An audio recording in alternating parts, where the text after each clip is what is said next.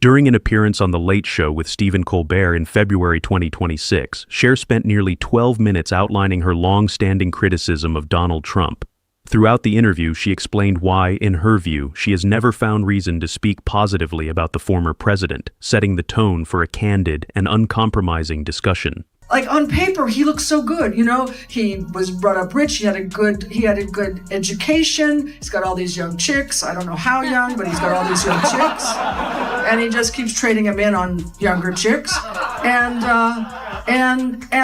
he's got all this money, and he's famous, and still he's such a dick. I've been alive for 13 presidents, and I have never seen anyone like the president that we have. I can't even call him the president, right?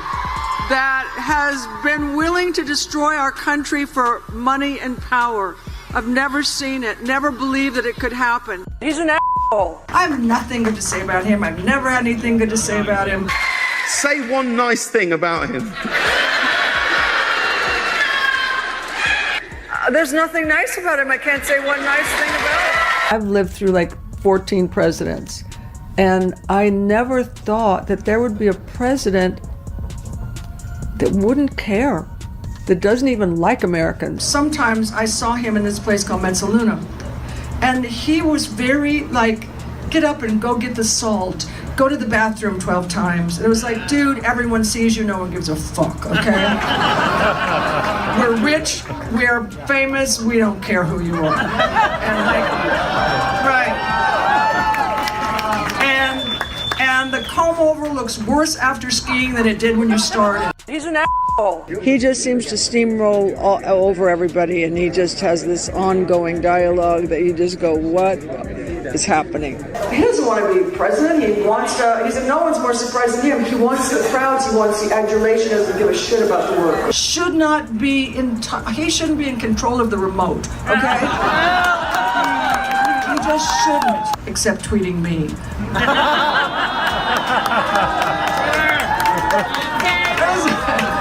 It's like, I said, dude, get a grip, okay? I don't think Lincoln or Kennedy would tweet me. So if you want to be president, just up your game a little bit.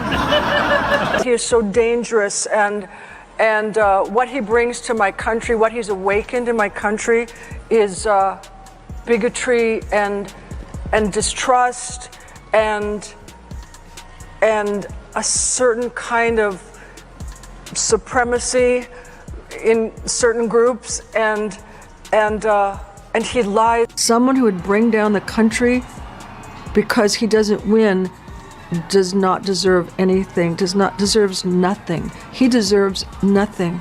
He does not deserve any kind of respect, loyalty. I have to tell you something. If someone said that my daughter was a hot piece of ass, I would put my fist through his face. I was thinking, you know, all despots, you know, Stalin, Hitler, but then I thought, you know, even though they said the same things, we're going to make Germany great again. And it was at a time when the Deutschmark, I think, was 25 cents. And also, like, look at Brexit. These people just screwed themselves so badly because they were angry, and they didn't think that it could get worse. They didn't think that they thought their anger was going to, you know, that Nigel Farage and Boris Johnson were going to lead them to the promised land, and then they win, and Nigel Farage and Boris Johnson go, we can't do anything, we lied. It's just the strangest thing. I've been alive for 11 presidents, and I've never seen anything like him, and I understand why the world is terrified that he's now going to be the president of the United States.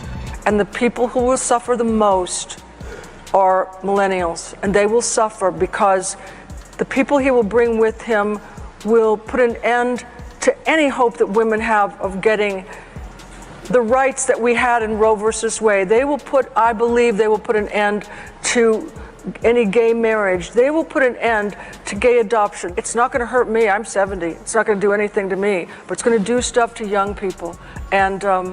And that really scares me, and it really bothers me. Not his people. Some of the people, you know, came on Twitter and said, you know, you're a crybaby and you're a whiner. And I never cried and I don't whine. But I want to do something because I don't believe in him. and I feel sorry for the people who do. In America, we're really suffering because we had no help, we had no leadership.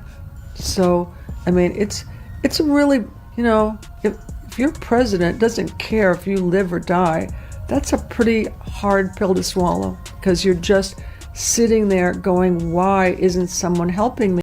She criticized his policies, his treatment of women, his repeated falsehoods, his leadership during national crises, and what she described as a profound lack of empathy. Her remarks were direct, uncompromising, and unmistakably critical. Yet despite President Trump's well-known tendency to respond publicly to celebrity criticism, there was no immediate reaction. For the next 48 hours, he remained silent. The silence, however, appeared to center on one particular remark.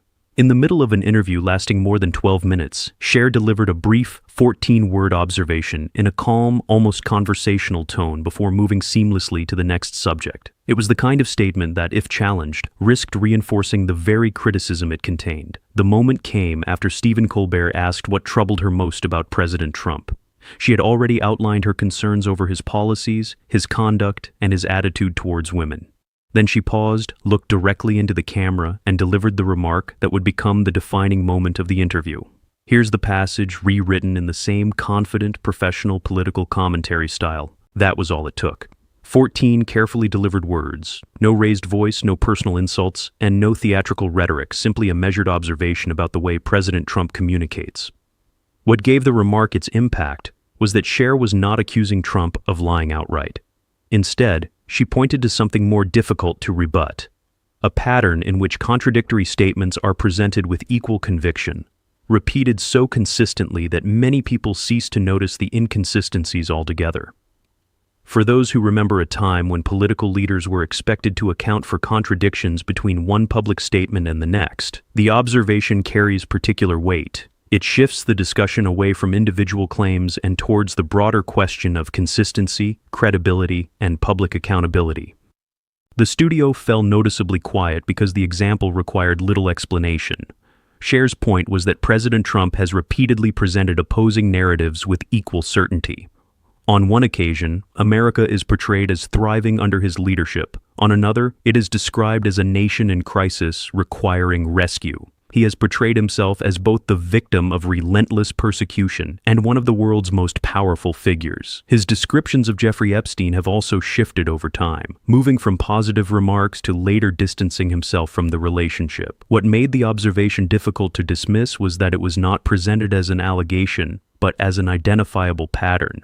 Rather than accusing Trump of making a single false statement, Cher was pointing to a style of communication that viewers could evaluate simply by comparing his public remarks over time. The response that many expected did not arrive immediately. During the following 48 hours, President Trump remained active on Truth Social, publishing dozens of posts criticizing judges, Democratic politicians, sections of the media, and prosecutors. Yet despite addressing a wide range of political opponents, he made no reference to Cher. That silence stood out.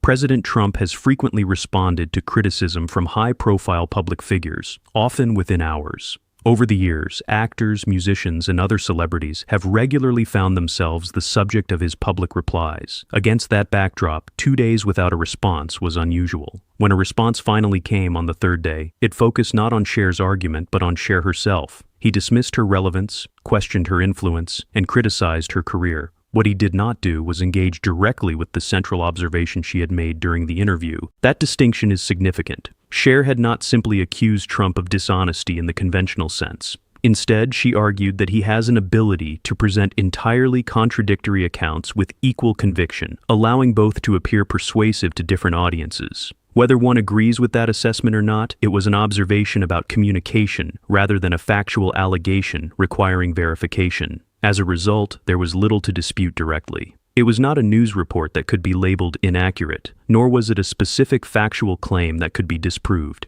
It was an interpretation of a recurring pattern in Trump's public rhetoric, inviting audiences to judge the evidence for themselves. The exchange has effectively remained there. President Trump has not directly addressed the substance of the observation, while Cher has not returned to the subject since the interview. Yet the remark continues to circulate whenever commentators point to contradictory statements made in the same speech, giving the original observation an influence that extends well beyond the interview itself. Ultimately, the most effective political commentary is often the simplest. Sometimes, a single observation requires no further explanation because subsequent events continue to illustrate the point on their own. The patterns remain consistent. The task is simply to slow them down, examine them carefully, and allow the audience to draw its own conclusions.